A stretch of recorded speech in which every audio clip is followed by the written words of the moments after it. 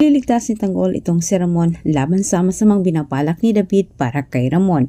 Parehong naglulukuhan si Ramon at David. Pareho din silang may inihandang palanggalang laban sa isa't isa. Samantala, walang nangyari sa pagtakas ni Amanda sapagkat dahil sa kanya ay matapos din ni Premo ang buhay ni Agustus. Ginawang paing ni Agustus itong si Amanda para mahuli itong si Premo. Pag nagtutulakan sa sisi sila Premo at Berting sa nangyari kay Amanda. Hindi hadlang para kay Premo na mag-isa para siya'y umatras na iligtas itong si Amanda. Ililigtas umano ni Premo itong si Amanda sa mga kamay ni Agustus. Napunta si Tanggol sa mansyon ni Ramon. Ngunit ang mga sasakyan ni Ramon ang naabutan niyang palabas.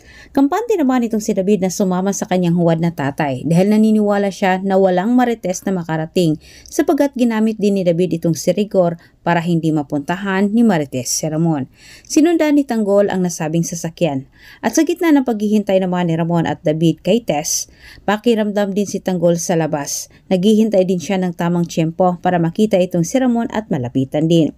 Ngunit si David ay umalis.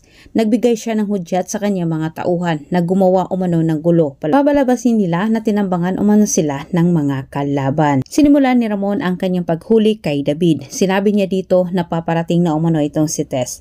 Nagulat si David at labis-labis ang kanyang pagkakataranta. Nakita naman ni Ramon na sobrang balisa itong si David at mukhang iniiwasan talaga nitong makita si Marites. Pero may isang tanong si Ramon na ikinagulat ng husto ni Marites. Sabi ni Ramon na kung natatakot ba umano itong si David na makita si Tess dahil kahit itinggi man umano nito, ito umano ang sinasabi sa kinikilos ni David.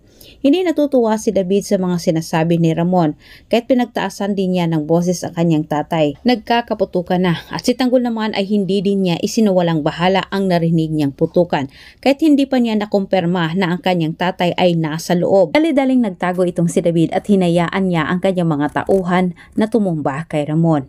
Pero si Tanggol ay pumasok din. Pinakialaman niya ang nasabing bakbakan. Sinilip niya kung ano ang nangyari sa loob. Gulat itong si Tanggol nang makita din niya itong si David na nakipagtaguan sa mga armadong tao. Ang akala ni Tanggol si David ay nasa delikado pero hindi niya alam na ang kanyang ama ang pinagtangkaan ni David na tapusin.